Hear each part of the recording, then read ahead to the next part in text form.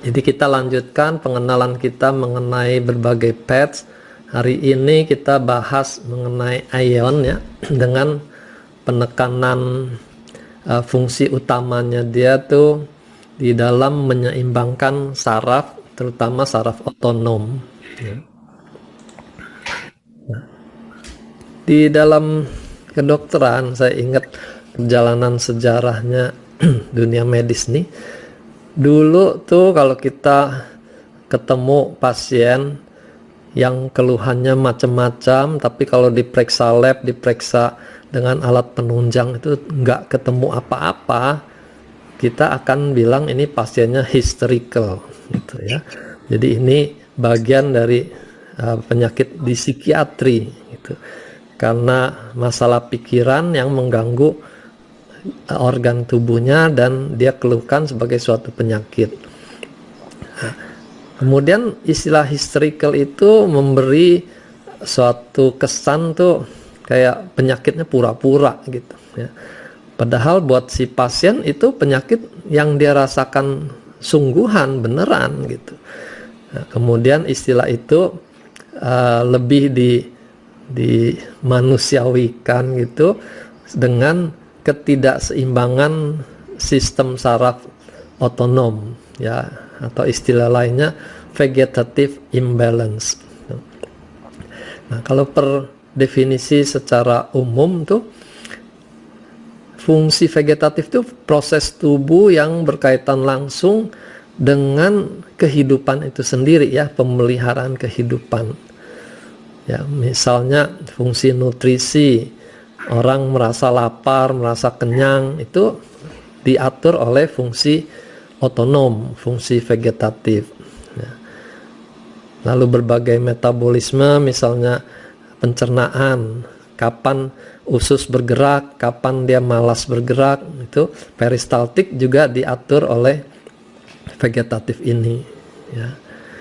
Lalu kapan kita ngantuk, kapan kita bangun, itu juga semuanya berlangsung otomatis. Jadi begitu luasnya fungsi otomatis yang kita bisa pastikan itu bekerja penuh saat kita tidur gitu. Coba bayangkan kalau kita harus mengatur semua organ melalui pikiran kita, maka saat kita tidur berhenti semua organ ya. Jadi di situ kita lihat penting sekali peranan fungsi otonom ini ya. Namun dia bisa terganggu kalau terjadi ketidakseimbangan ya. Misalnya orang yang cemas,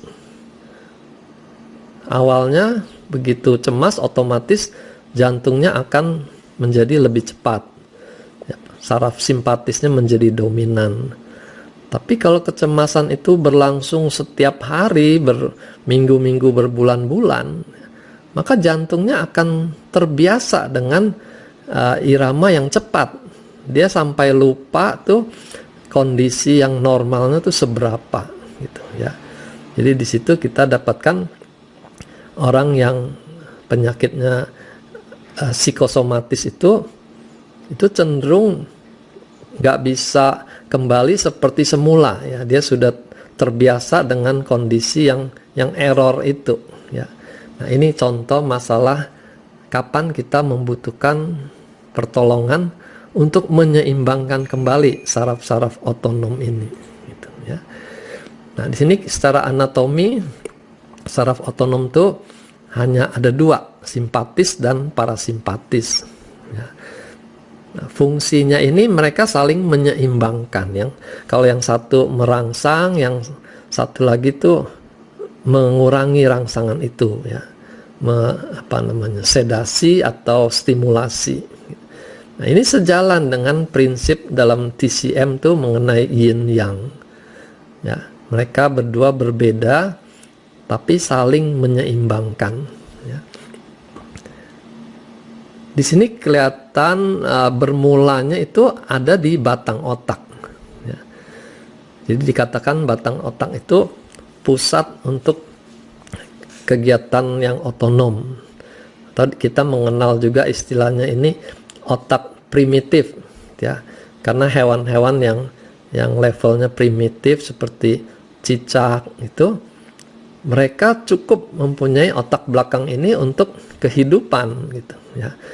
Dia tidak perlu berpikir yang rumit-rumit. Yang penting lapar cari makan, haus cari minum, lalu kebutuhan seksual untuk meneruskan keturunan. Nah, itu inti dari otak primitif ini ya. Jadi di sini saraf simpatis dan parasimpatis itu yang mempunyai peranan utama ya. Nah, setiap segmen tulang belakang, ini torakal 1, torakal 2 ini ada rantai saraf simpatis parasimpatis yang saling bekerja di sana ya. Dan tiap-tiap segmen ini nanti akan mempengaruhi organ-organ tubuh kita. Ya, misalnya nafas, kapan saluran nafas itu melebar, kapan dia menyempit, itu diatur oleh segmen yang ada di dada misalnya ya. Jantung juga begitu ya. Jadi walaupun pusatnya di otak, tapi saraf tepinya itu ada di kiri kanan tulang belakang Ya Pak. Nah, kalau orang-orang latihan yoga, nah, mereka tuh melenturkan area di tulang belakang ini ya. Sehingga otot-ototnya tuh lebih kendor karena di stretch ya, lebih kendor.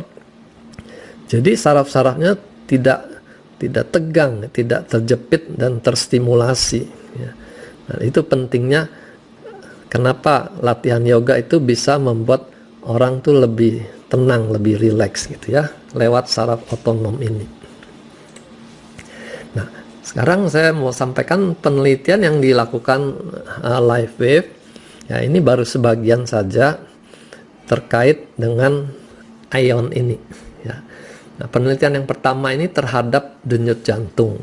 Subjeknya tidak banyak, hanya 20, tapi ini orang-orang yang sehat. Nah, jadi dilakukan pencatatan sebelum penempelan dan sesudahnya. Lalu dipakai alat spesifik untuk mengukur irama jantungnya dan dipakai titik CV6 dan CV17. Ini ion ya. Nah, jadi kita lihat yang selama ini kita biasa pakai di GV14 itu bukan suatu titik wajib gitu. Ion bisa ditempelkan juga di titik-titik lain. Nah, dalam penelitian ini dipakai CV6, itu kita kenal sebagai Chi High ya, lautan energi. Lalu CV17 itu yang di dada gitu, ya. Nah, ini ditempelkan 12 jam per hari di pagi hari ya. Jadi ini untuk standarisasi aja, karena kalau dia tempel 24 jam, sesudah 12 jam efeknya mulai menurun, nanti hasilnya kan jadi tidak jelas apakah sempat terjadi stimulasi atau tidak gitu ya. Jadi efek maksimalnya dalam 12 jam itu yang diukur. Nah, diberikan pagi hari kan karena memang kita aktivitas di pagi hari. Jadi semua saraf aktif pada waktu kita dalam keadaan sadar. Nah, penempelan ini dilakukan dalam 2 minggu. Dan ini hasilnya, mereka ukur tonusnya simpatis dan parasimpatis tuh 30% tuh mencapai keseimbangan ya. Artinya yang tadinya simpatisnya kurang dia menjadi naik, atau sebaliknya parasimpatisnya kurang dia menjadi naik dan menjadi seimbang gitu ya. 55% tuh mengarah pada keseimbangan. Jadi ada perbaikan tapi masih ada imbalance. Tapi kalau kita jumlahnya sudah 85% gitu ya. Nah, ada sebagian subjek itu malah terjadi efek sebaliknya, dia menjauhi keseimbangan gitu ya. Nah, di sini kita bisa lihat juga bahwa tidak semua subjek yang kita tempeli ion tuh hasilnya perfect gitu ya. Jadi ada yang memang langsung berasa, ada yang kurang berasa, ada yang malah merasakan kok jadi nggak enak gitu ya. Ini sudah diprediksi sejak awal penelitian. Nah, lalu terhadap saraf tepinya sendiri ya, ditemukan 55% mendekati keseimbangan, lalu sisanya ini memburuk atau tetap sama. Ya, jadi di sini juga kita lihat hasilnya nggak 100% tuh memuaskan ya. Jadi kita harus siap-siap dengan pencapaian ini. Makanya kita biasanya tidak berdiri sendiri patch ion ini, kita kombinasikan dengan patch lain supaya hasilnya lebih bagus ya. Nah, penelitian yang kedua terhadap fungsi fisiologis berbagai organ ya. Ini mengukurnya dengan elektrisitas dari selnya ya. Mungkin kita pernah diperiksa juga ya, yang genggam suatu logam lalu dimasuk di komputer, dianalisa, lalu keluar hasil-hasil fungsi dari organ itu berdasarkan elektrisitasnya gitu ya. Nah, jadi dibagi dua kelompok. Yang kelompok A itu hanya 3 hari di dada CV17. Yang kelompok B itu 5 hari dengan titik berpindah-pindah antara CV17 dan CV6. Ini juga sama 12 jam dan 2 minggu penelitiannya. Nah, hasilnya yang kelompok A itu terdapat perbaikan yang highly significant, jadi sangat memuaskan gitu ya, pada kelenjar adrenal dan hipotalamus gitu. Kelenjar adrenal ini yang membuat kita tuh bergairah. Kalau dia lemah, kita kenal penyakit chronic fatigue syndrome ya, bawaannya capek terus gitu ya. Diajak beraktivitas juga perasaannya ogah gitu, nggak mau karena low bed, rasanya kurang berenergi. Nah, didapatkan hasilnya highly significant pada 2 organ ini. Kalau hipotalamus terkait tadi fungsi di sistem saraf otonom itu ya, rasa lapar, rasa haus, rasa gairah seksual itu ada di sana. Nah, kelompok B tempel 5 hari di 2 titik bergantian ini lebih banyak yang didapatkan. Highly significant itu juga didapatkan pada organ hati dan tiroid selain adrenal dan hipotalamus tadi ya. Jadi kelompok B ini meneguhkan temuan pada kelompok A ditambah hati dan tiroid ya. Lalu yang hasilnya very significant ini pada usus.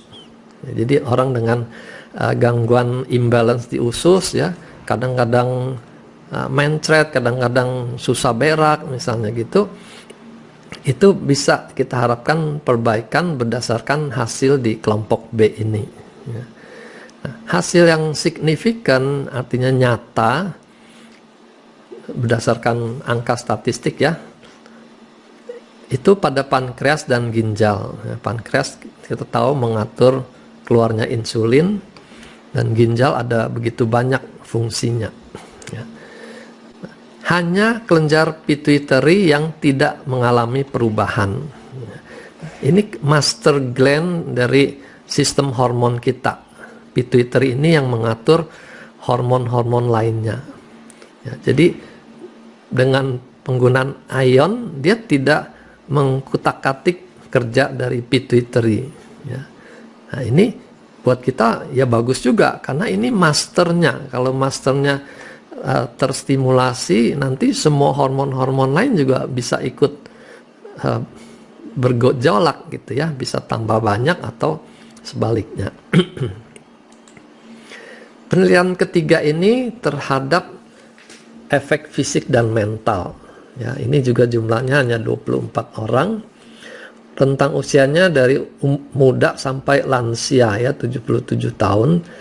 Ini 5 hari, titiknya antara CV6 dan CV8. CV8 itu di pusar gitu ya. Tidak dijelaskan kenapa mereka memilih titik ini. Lalu diukur dengan teknik imaging suhu tubuh. Ya. Pertama sebelum penempelan, lalu 10 menit setelah ditempel. Ini khusus untuk thermal imaging. Ya. Nah, kemudian pasiennya disuruh pulang dan diminta ganti baru setiap 12 jam.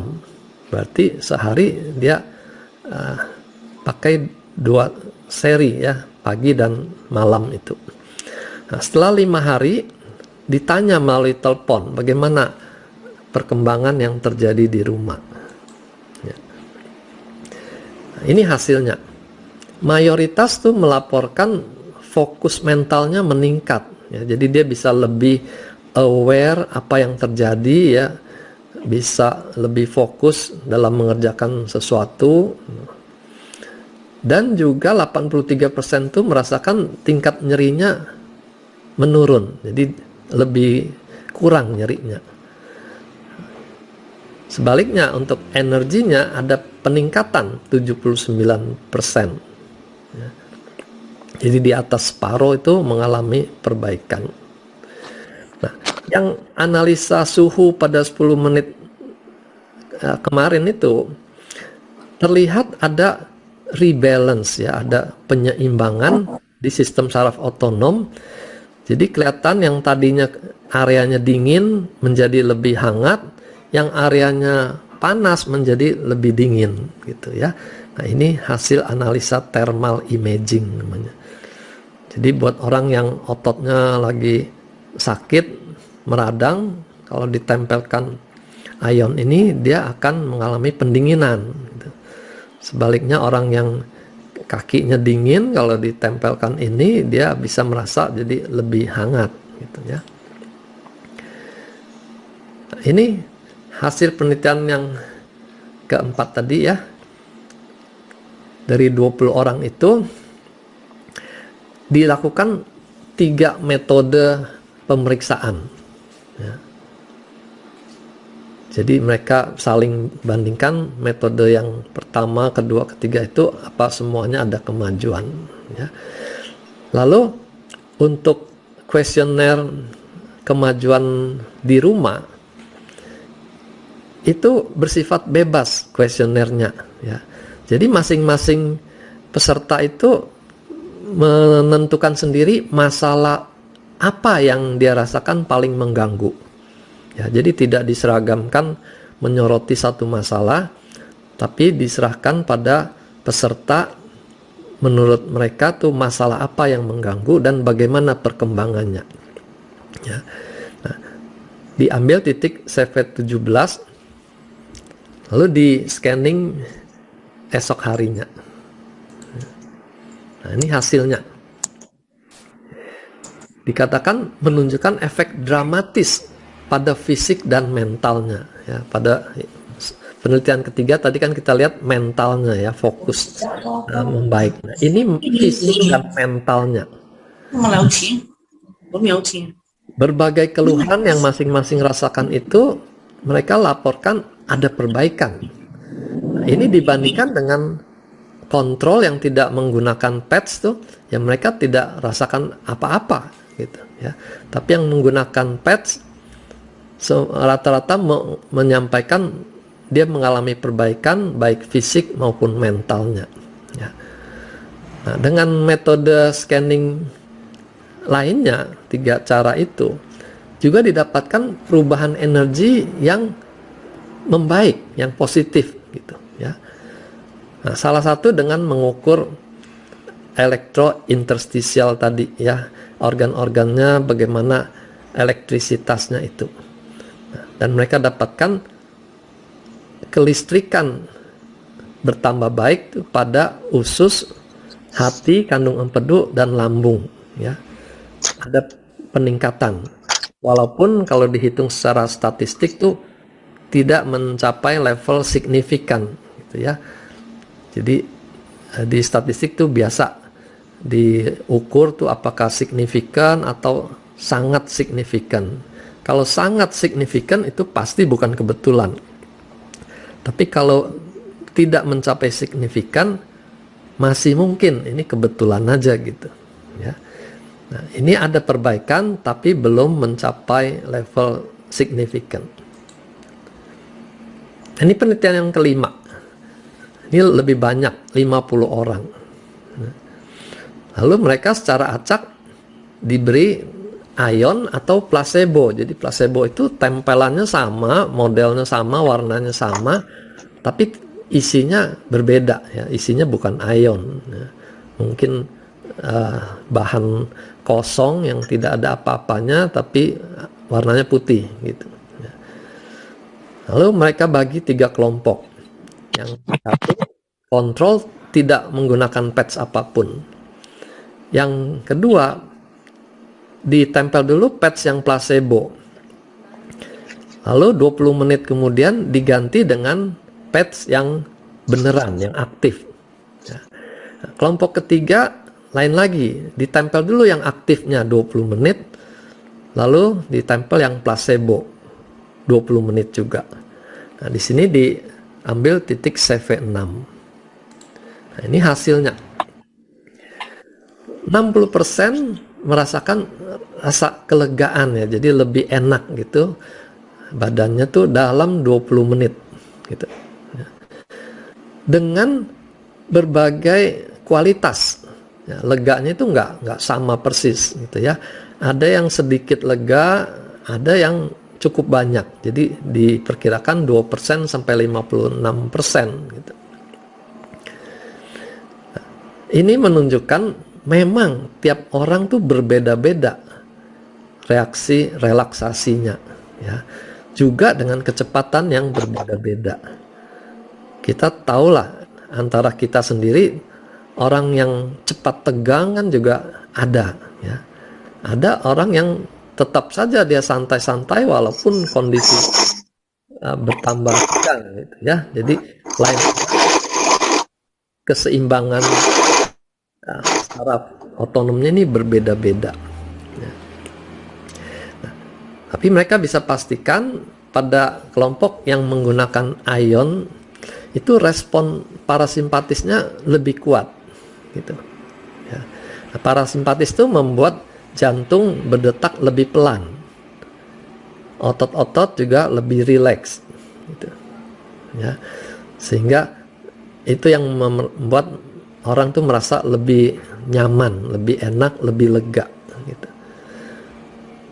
Kalau jantung kita tambah cepat, itu juga otomatis akan menambah ketegangan pada pikiran kita, ya, pada saraf kita. Rasanya nggak enak badannya itu, gitu ya. Jadi terbukti di sini ion dalam 20 menit saja sudah menghasilkan suatu efek relaksasi. Ya. Nah, yang bawah ini saya tidak mendapat penjelasan dari singkatan ini sehingga saya nggak bisa jelaskan lebih lanjut. Ya, tapi mereka dapatkan perbedaan yang nyata dibandingkan orang yang tidak ditempel apa-apa. Ya. Makin lama ditempel sampai 2 jam efeknya makin nyata dibandingkan placebo. Ya.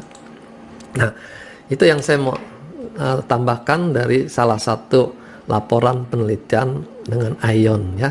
Jadi kembali filosofi yin yang ini, kalau yin itu lebih bersifat statis, yang itu dinamis, yaitu melambangkan simpatis parasimpatis kita yang mesti dalam keadaan seimbang ya.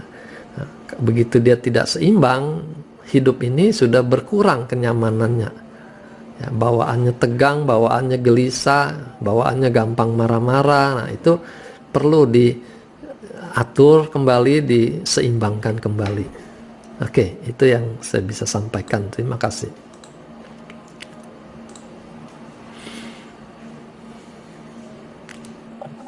Luar biasa, Doc. Thank you. You're welcome. Hey, Doc, can you explain to us what does it mean by simpatis dan parasimpatis, Doc? Pak Sony, unmute Pak Sony.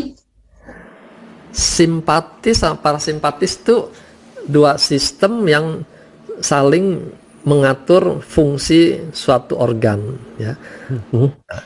efeknya belum tentu seragam. Misalnya kalau simpatis di jantung itu dia bikin lebih cepat jantungnya, tensinya juga akan lebih tinggi. Nah, sebaliknya parasimpatis akan bikin jantungnya lebih pelan, tensinya turun gitu ya. Tapi pada ereksi misalnya itu kebalikannya gitu. Yang bikin orang bisa ereksi itu parasimpatis gitu. Simpatisnya yang bikin dia mereda ya. Kalau orang ereksi terus juga menyakitkan itu sampai dibawa ke IGD gitu. Ya. I know. Itu pentingnya balancing itu. I see. Nah, jadi So balance parasimpatis ya. balance dalam TCM tuh bukan berarti 50% 50%. Masing-masing organ tuh punya balance yang berbeda-beda. Ya. Jadi bisa saja misalnya simpatisnya tuh levelnya 70, parasimpatis 30, buat organ itu balance gitu. I see. Nah, di situ rumitnya sistem saraf kita gitu. Ya. Simpatis sama parasimpatis ya. Okay, got it, Doc. Thanks. Yo.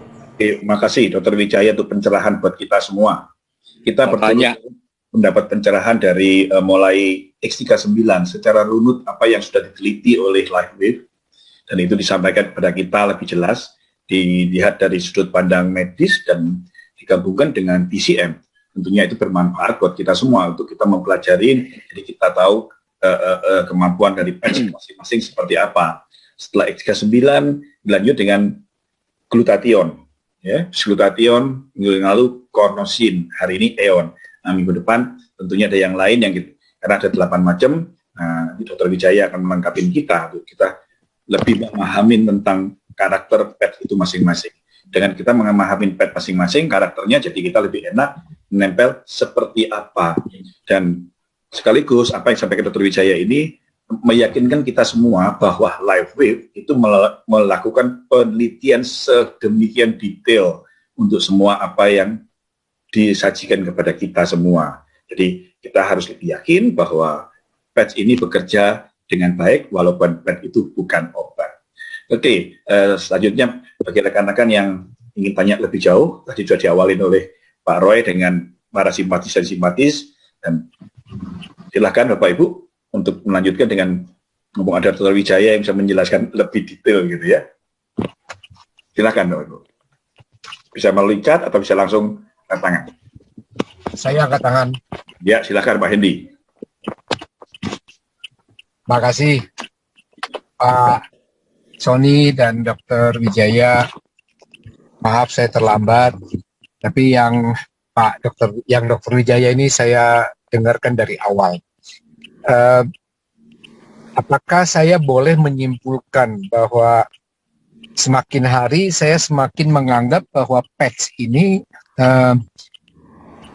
semakin dekat dan semakin berkorelasi dengan sistem pengobatan TCM, atau sebetulnya tidak, karena teknologi ini kan dari barat dan TCM ini kan bukan dari barat. Sekarang Dr. Wijaya sebagai yang menguasai dua hal ini, baik medis barat maupun TCM, kira-kira patch ini ada di mana nih teknologinya? Kiblatnya ke TCM atau kiblatnya ke barat, atau dia bisa ditarik ke dua sisi, dua kutub yang berbeda itu? Terima kasih. Saya kutip apa yang guru saya ajarkan, gitu ya, almarhum Profesor Tobing itu. Ya. Jadi beliau katakan ini dalam konteks bahasan pengobatan modern sama tradisional. Ya. Kan bisa juga kita anggap kedokteran barat itu yang modern, TCM itu yang tradisional. Ya. Beliau katakan pada hakikatnya gak ada itu pengobatan modern sama tradisional, katanya. Kan badannya kita cuma satu, katanya. Apapun yang bekerja terhadap badan kita, ya bekerjalah gitu. Kita saja yang terlalu suka mengkotak-kotakan, memisahkan antara yang modern sama yang tradisional. Ya, lalu dia kutip, If it works katanya. Gitu aja, itu simpelnya. Beautiful. Jadi teknologi ini memang jelas diciptakan di barat teknologinya gitu ya. Tapi kalau efeknya pada badan kita, konsepnya termasuk healing. Nah, ini saya mesti satu seminar lagi nih membahas beda healing dengan curing gitu ya. Kalau cure itu hakikatnya tuh kita melakukan suatu treatment dari luar untuk menguasai suatu permasalahan ya. Misalnya ada kuman, wah ini perlu antibiotik, itu cure ya. Wah ini luka robek perlu dijahit, itu juga cure ya, suatu intervensi dari luar. Tapi kalau healing itu memang sudah built in di dalam badan kita sejak kita lahir ya.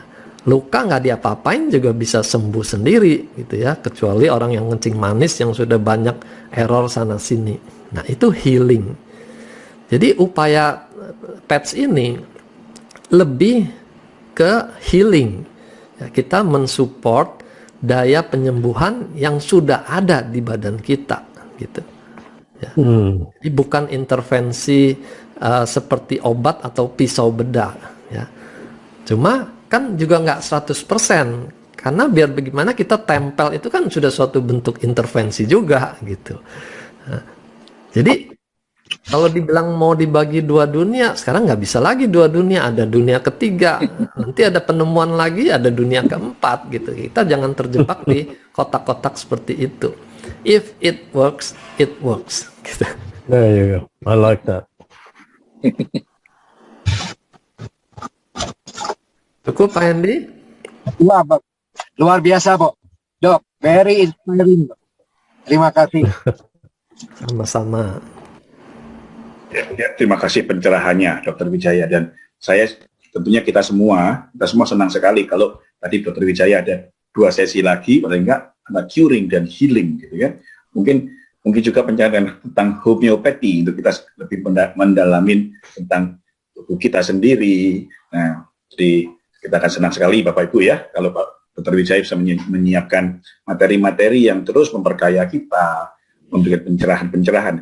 Bayangin kalau kita belajar kedokteran butuh waktu yang cukup lama, tapi dengan adanya Dr. Wijaya, kita dipandu dan dicerahkan untuk itu. Ya, oke, silakan. Mungkin Pak Roy bisa ada yang mau ditanya Pak Roy. No, I think I got it. That's good though. It is. I like it the way he break it down and all the research that David did. Lebih jelas ini Pak Sony, bagus. Very good. Oke, silakan Bapak Ibu yang lain. Boleh tanya nggak Pak Sony? Boleh, silakan Pak Nyoman.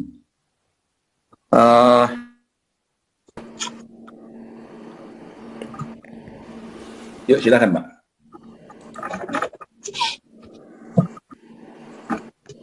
Suaranya putus rupanya. Kalau sinyalnya kurang bagus, dimatiin aja itu videonya, Pak Nyoman.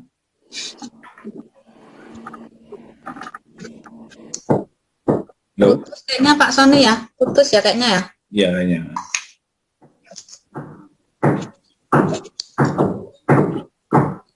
Pak Nyoman putus kali. Oke, yang lain dulu yang mau masuk silakan. Ada kesempatan yang menarik yang harus kita manfaatkan di sini.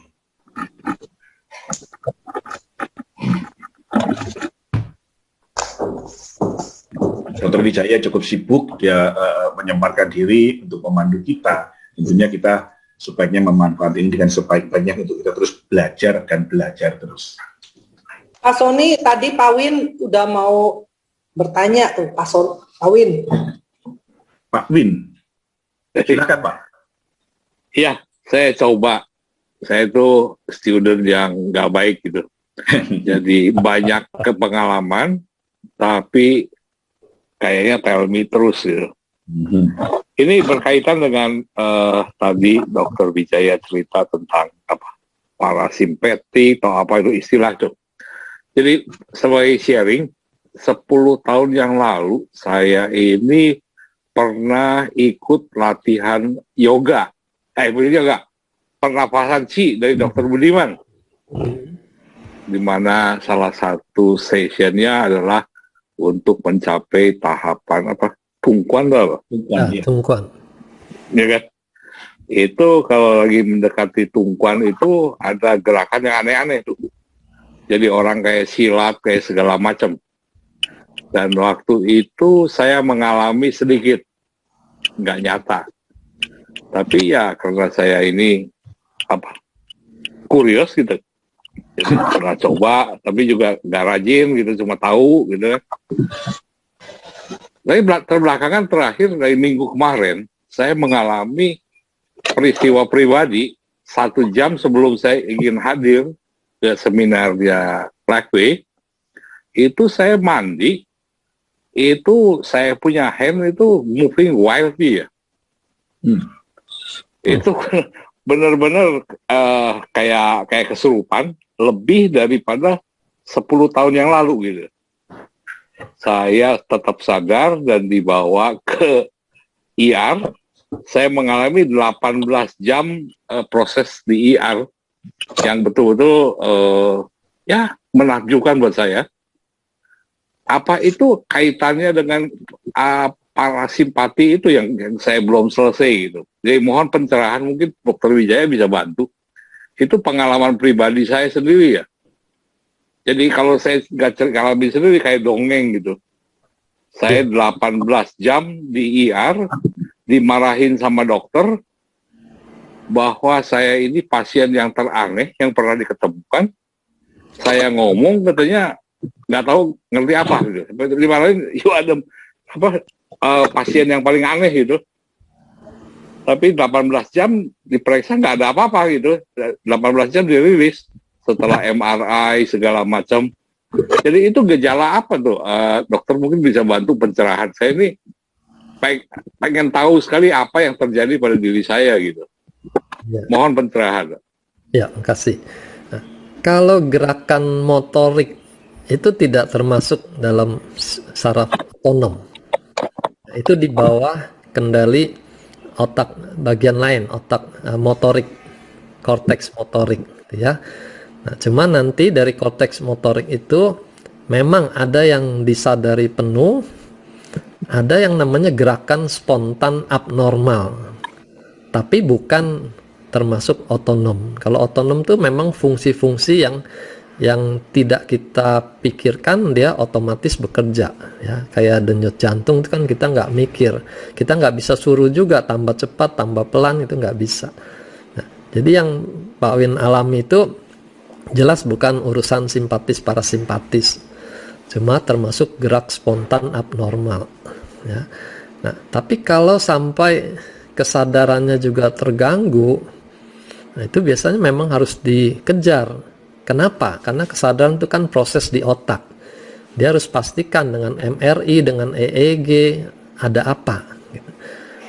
Kalau hasilnya semua juga bagus, tapi gejalanya, manifestasinya begitu menyolok, gitu, ya.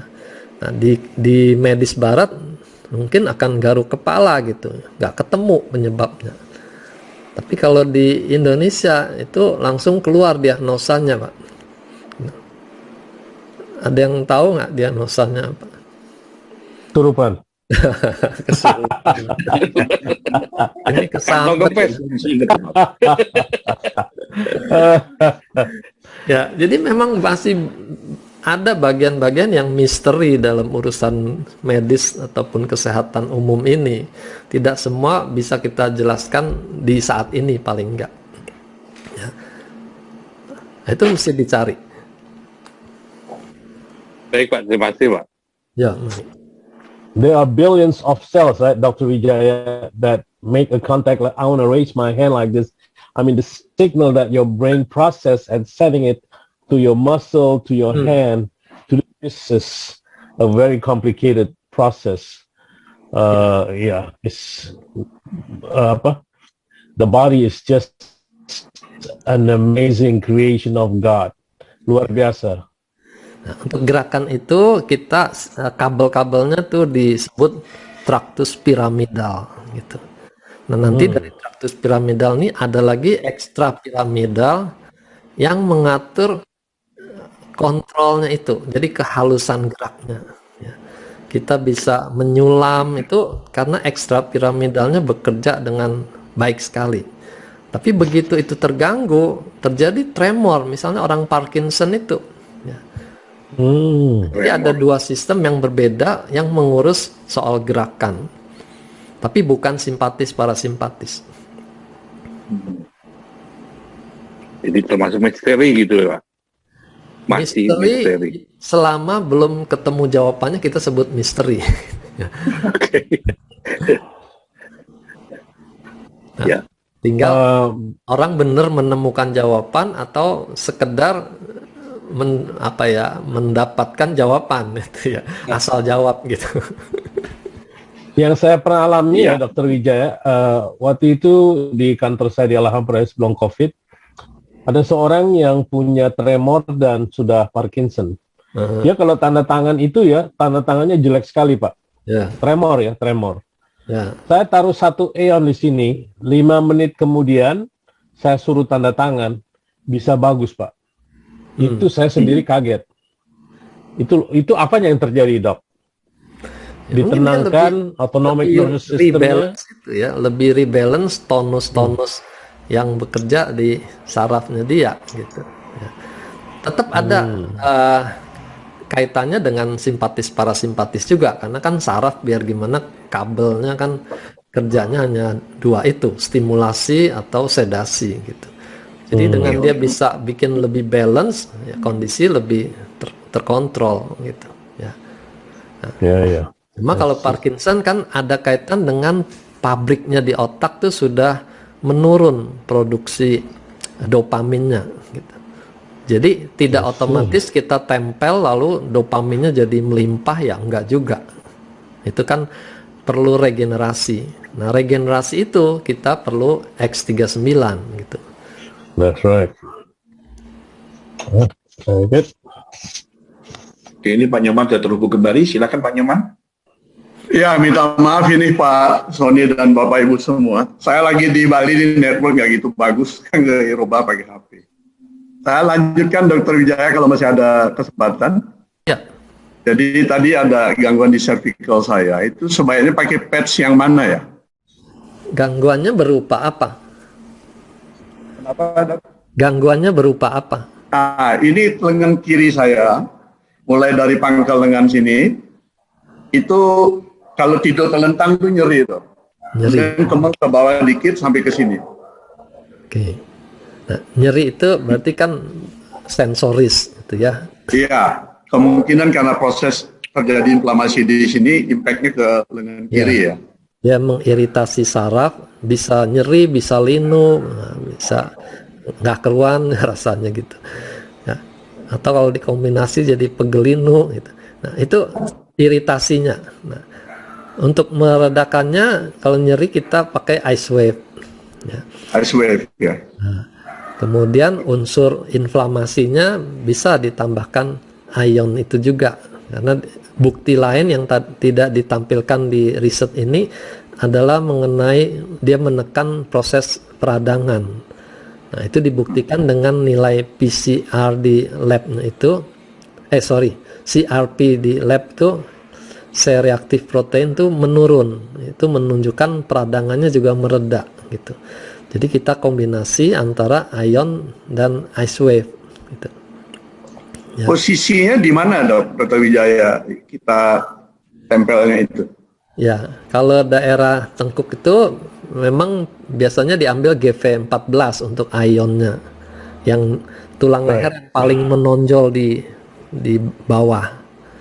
Lalu ice wave-nya mesti dicari, ditekan-tekan area yang paling sakit di mana. Nah, itu nanti ice wave yang coklat ditaruh di situ. Ice wave, oke. Nah, yang putihnya kalau dia area lengan bisa tempel di LI4. Nah, itu titik. Di mana nih? Saya baru nih, belum terlalu paham. Maaf. Antara jempol dan telunjuk ini. Oh, antara jempol dan telunjuk. Nih, Pak. Coba aja LI4 ya. bandingkan tangan kanan kiri, beda nggak sensasi linu di LI4 itu, Ya. kiri kanan. Nah, biasanya yang area yang sakit dia akan lebih linu, jadi yang putih tempel di sana. Ya, itu nanti bisa dicoba pindah di titik-titik lainnya, dicari yang mana yang paling kuat efek penghilang nyerinya. Ya. Ice wave itu. Jadi ion sama ice wave ya. Ya. Ice Si wave Tri9 nggak perlu ya dok ya. Yang lain. Apa namanya itu? X39. X39. X39 itu perlu kalau dia tuh sudah lama dan kita mengharapkan regenerasi sel, ya. Nah, itu bisa ditempel di area sekitarnya. Ya, jadi kalau di foto misalnya kejepitnya di kiri, ya kita tempelnya lebih ke kiri. Ini kiri atau kanan? Kiri ini ya. Nyaman ya. Iya ya dok. Ya Pak Sony ya. Jadi leher nanti lebih ke leher kiri. Nah, cari aja area yang nggak nyaman, tempel X39-nya di sana. Jadi pakai 3 dulu ya, ion, ice wave sama itu ya. 39. X39. Tadi presentasi Dr. Wijaya buat saya pribadi sangat menarik. Itu copy materinya bisa share ke anggota Livewave nggak ya? Nanti Bu Irina yang atur. Oke. Terima kasih dok. Terima kasih. Sama-sama, Pak. Ini semua yang kita presentasi semua kita rekam, dan rekaman itu bisa nanti kita bertanya. Excellent. Appreciate that. Thank you.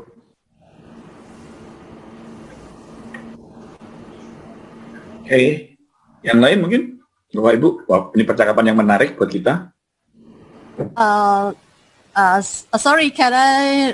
Angie? Yeah, I nak check. Kalau X39 is the latest technology, so when it come up, it covers all the others, all the rest of the second generation patches lah. So kalau kita guna X39, kita ada healing crisis.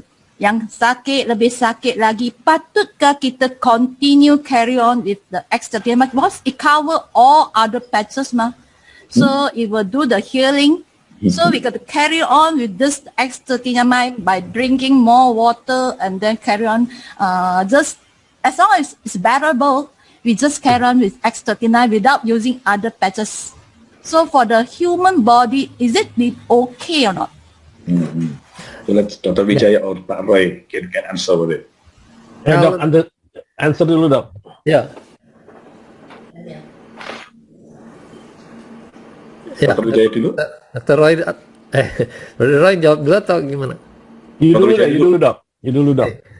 Jadi kalau dia bearable sih memang enggak masalah ya. Dia teruskan minum lebih banyak gitu. Tapi kalau dia mengganggu dan kita tahu kan level stres orang beda-beda. Mungkin begitu dia rasa discomfort, dia udah mikir yang macam-macam, nambah stres baru gitu. Nah, kita jarangkan aja tempelnya 2 hari sekali gitu. Nah, dan kalau perlu tambah ionnya supaya dia tidak terlalu tegang, tidak stres gitu. Ya. Itu dari saya. The regeneration cannot carry on, just suppress it. Yeah. Okay. Let me give you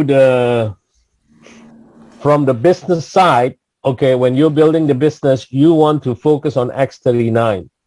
But you and I know that kita tahu bahwasanya there are some cases yang ada side effect-nya, jadi badannya ada healing crisis. Right?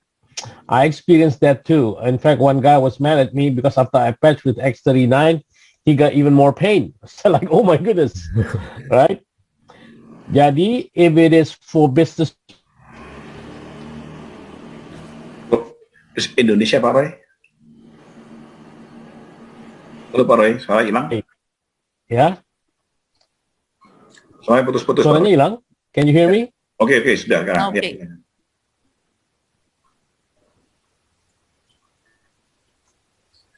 Hilang lagi. Okay. Oh, frozen. Let me turn this off. Let me turn this off. Hold on 1 second. Ya, Okay. Can you hear me now? Ya. Okay, good. Exit full screen. Let me turn this off.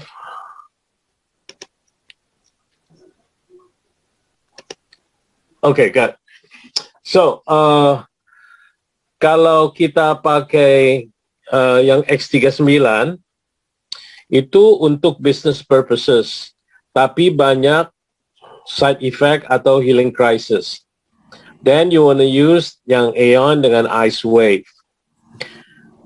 If you're already a member, you want to have a full spectrum of healing or curing on the body, because our body is getting old and our body is not functioning as when we were young. So I would suggest you very strongly to use the X39, the energy for the 5-day detox. Yes. Would you please in Indonesia, Pak Roy? Oh ya. Jadi kita mesti pakai 5 hari detox. Kita harus pakai the YH Vortex. Kita juga harus pakai X39 supaya tubuh kita bisa mengalami all the experiences semua dari produk yang kita punya. Karena setiap produk itu lain signalnya. Jadi, Pak Roy, saya baca bahwasannya X39 itu juga reduce inflammation. Kenapa saya mesti pakai Aeon? The reason behind that is, karena kalau kita pakai Aeon, before the signal, sebelum signal dari X39 itu keluar untuk reduce dia punya inflamasi, the Aeon will reduce, akan menurunkan inflamasi di tubuh kita. Jadi X39 itu bisa berfungsi untuk regenerasi. Karena kita mau lihat hasil regenerasi dari X39 ini. Ya kan, that's the bottom line. Itu adalah tujuan utama dari kita punya X39. Karena kalau cuma pakai X39 nggak pakai Aeon, I think even before 12 jam kita sudah, signalnya pun dari X39 sudah lemah. Karena dipakai untuk signal acidity, dipakai signal untuk anti-inflamasi, ditambah lagi regenerasi. Jadi X39-nya melemah. Dulu waktu pertama kali kita keluar, tidak boleh dikombinasi. Tapi sekarang disuggest untuk dikombinasi, supaya X39 bisa mengeluarkan signalnya yang regenerasi dengan lebih tepat. I hope you understand, Angie. Yeah, perfect. Thank you, Dr. Lloyd. Thank you. Ya, terima kasih itu penjelasan Pak Roy. Untuk Angie, pertanyaan Angie menarik sekali. Apakah X39 itu bisa mengcover semuanya? Kalau nggak salah, Dr. Wijaya menjelaskan di waktu yang lalu juga mengenai karakteristik X39. Dan kalau nggak salah juga, saya ikutin webinarnya David Smith.